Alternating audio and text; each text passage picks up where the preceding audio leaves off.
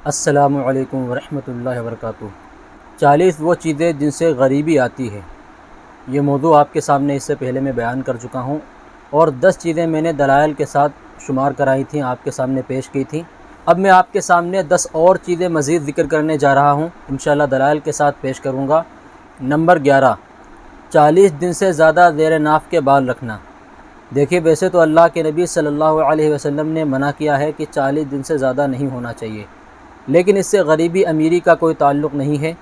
اللہ کے نبی صلی اللہ علیہ وسلم نے 40 دن کی حد مقرر کی ہے کہ جو اس سے زیادہ کرے گا تو وہ مکروہ عمل کرے گا، تو اس لیے 40 دن سے زیادہ نہیں ہونا چاہیے۔ علماء کرام لکھتے ہیں بہتر یہ ہے کہ ہر جمعے کو ہر ہفتے یہ کام کر لینا چاہیے۔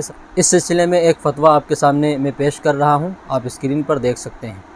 جواب: زیر ناف کے بال کاٹے ہوئے 40 دن سے زیادہ ہو جائیں تو اس کی وجہ سے نماز معاف نہیں ہو جاتی، تو بہرحال آپ کو پڑھنی ہے، اس کی وجہ سے نماز قضا کر دینا جائز نہیں۔ البتہ 40 دن سے زائد دن تک زیر ناف بال کو صاف نہ کرنا سخت مکروہ اور گناہ ہے۔ افضل یہ ہے کہ ہر جمعے کو صفائی کر لیں۔ واللہ تعالی عالم۔ دارالفتہ، دارالعلوم دیوبند۔ اس میں اس بات کی وضاحت کر دی گئی کیونکہ بہت سے لوگ یہ سمجھتے ہیں کہ نماز مکروہ ہو جاتی ہے اگر 40 دن سے زائد گزر جائیں، تو نماز مکروہ بھی نہیں ہوتی، نہ نماز معاف ہوتی، بلکہ یہ عمل مکروہ تحریمی ہے۔ 40 دن سے زیادہ تک بالوں کو چھوڑے رکھنا یہ عمل مکروہ ہے اور گناہ ہے۔ تو نمبر 12، دانت سے ناخن کاٹنا۔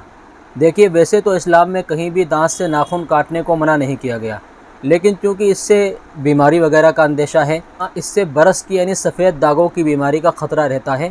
میں وہ فتوی یہاں پر پیش نہیں کر رہا، آپ اس کی تحقیق کر سکتے ہیں، اس میں اطباء کا حوالہ دیا گیا ہے، اور ایک فقہ کی بہت ہی معتبر کتاب جس کو رد المحتار کہتے ہیں، اس کتاب کا بھی اس میں حوالہ دیا گیا ہے۔ اس کے الفاظ ہیں یورث البرسا، کہ دانت سے جو ناخن کاٹتے ہیں یہ چیز، یہ عادت برس کی بیماری پیدا کرتی ہے، تو اس لیے اس سے بچنا چاہیے، لیکن اس سے غریبی امیری کا کوئی تعلق نہیں ہے۔ نمبر 13، کھڑے کھڑے پیجامہ پہننا۔ پیجامہ کھڑے ہو کر بھی پہن سکتے ہیں اور بیٹھ کر بھی پہن سکتے ہیں کسی بھی طریقے سے، لیکن علماء کرام فرماتے ہیں کہ جس میں پردہ زیادہ ہو اس کا خیال رکھنا چاہیے۔ بیٹھ کر پہننے میں اگر پردہ زیادہ ہے تو اس کو بیٹھ کر پہنیں، یہ زیادہ بہتر ہے۔ باقی کھڑے ہو کر بھی پہن سکتا ہے، اس میں کوئی حرج نہیں۔ ایک فتویٰ میں آپ کے سامنے پیش کر رہا ہوں، آپ اسے دیکھ سکتے ہیں۔ جواب: جن کتابوں میں بیٹھ کر شلوار پاجامہ پہننے کا ذکر ہے اس کا مقصد زیادہ سے زیادہ سطر کا اہتمام ہے۔ بیٹھ کر پہننے کی صورت میں سطر کم سے کم کھلے گا، جبکہ کھڑے ہو کر شلوار وغیرہ پہننے کی صورت میں سطر نسبتاً زیادہ کھلتا ہے۔ رہی بات جہاں بیٹھ کر شلوار پہننا مشکل ہو، یا اس میں حرج ہو، یا اس میں اور زیادہ بے پردگی کا امکان ہو، یا کپڑے تبدیل کرتے وقت تنہا ہو اور قریب میں کوئی موجود نہ ہو، تو کھڑے ہو کر بھی تبدیل کرنے میں کوئی حرج نہیں، خاص کر جبکہ ایسی جگہ ہو جہاں کپڑے گیلے یا ناپاک ہونے کا اندیشہ ہو، تو ایسی جگہ پر کھڑے ہو کر ہی کپڑے تبدیل کرنے چاہیے فقط۔ واللہ تعالی عالم۔ دارالفتہ، جامعہ علوم اسلامیہ، علامہ محمد یوسف، بنوری ٹاؤن۔ نمبر 14، عورتوں کا کھڑے کھڑے بال باندھنا۔ یہ کوئی اہم مسئلہ نہیں ہے، عورتیں کھڑے ہو کر بھی بال باندھ سکتی ہیں اور بیٹھ کر بھی بال باندھ سکتی ہیں، جس طرح آسان ہو کر لیں، بس یہ ہے کسی اجنبی مرد کے سامنے بال نہ باندھیں اور پردے کا اہتمام کریں۔ نمبر 15، پھٹے ہوئے کپڑے جسم پر سینا۔ پھٹے ہوئے کپڑے بھی جسم پر سی سکتے ہیں، کوئی حرج کی بات نہیں۔ اگر سلنا آسان ہو تو پھٹے ہوئے کپڑے جسم پر سینے، اگر پھٹے ہوئے کپڑے جسم پر سینا آسان نہ ہو تو ان کو اتار کر سی لینا چاہیے، اور اس سے بھی غریبی امیری کا کوئی بھی تعلق نہیں دور دور تک۔ بہت سے لوگ بزرگان دین کا حوالہ دیتے ہیں کہ بزرگان دین سے یہ بات ثابت ہے ان کے تجربے سے، تو ایسا بھی نہیں ہے، کسی معتبر کتاب سے اس کا حوالہ نہیں ملتا۔ نمبر 16، صبح سورج نکلنے تک سونا۔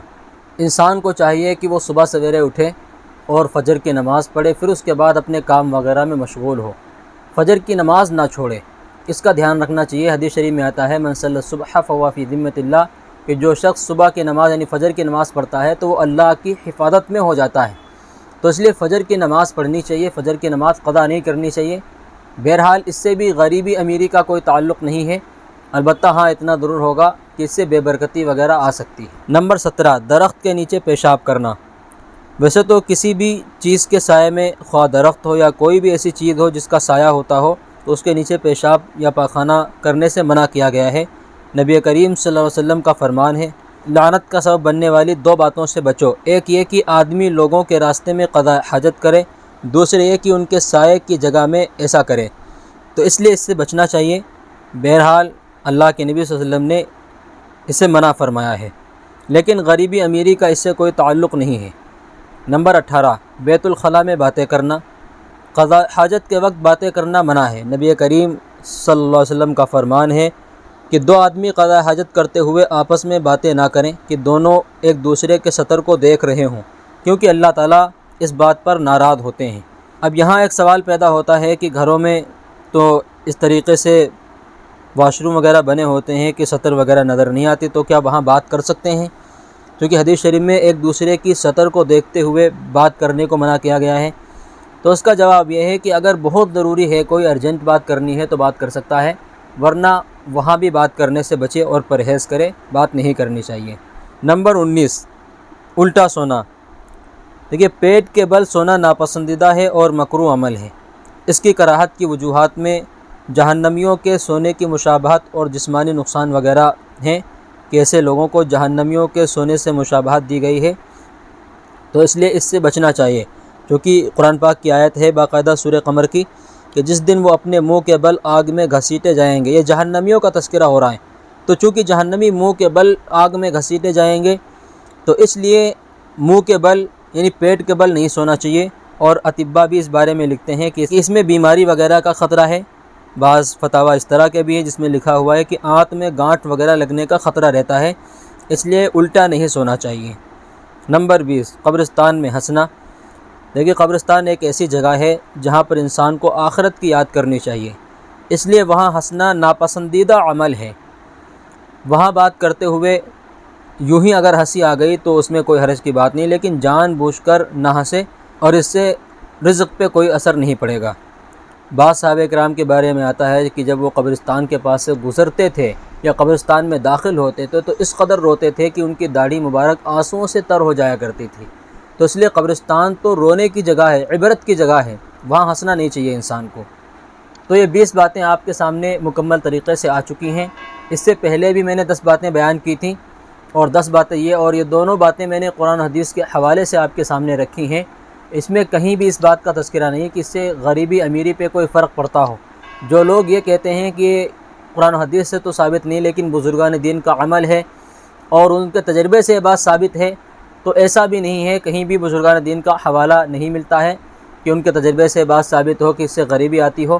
البتہ اس میں ایک بات ہے، صبح سورج نکلنے تک سونا، اس سے احتیاط کرنا چاہیے، اس سے بچنا چاہیے، چونکہ اس سے بے برکتی آ سکتی ہے روزی میں۔ اور دوسری بات یہ ہے کہ ایسا شخص اللہ کے ذمے سے ہٹ جاتا ہے، تو جو شخص فجر کی نماز پڑھتا ہے تو وہ اللہ کے ذمے میں اس کی حفاظت میں ہو جاتا ہے۔ مزید انشاءاللہ 10 کر کے میں 40 باتیں آپ کے سامنے بیان کروں گا۔ السلام علیکم ورحمۃ اللہ وبرکاتہ۔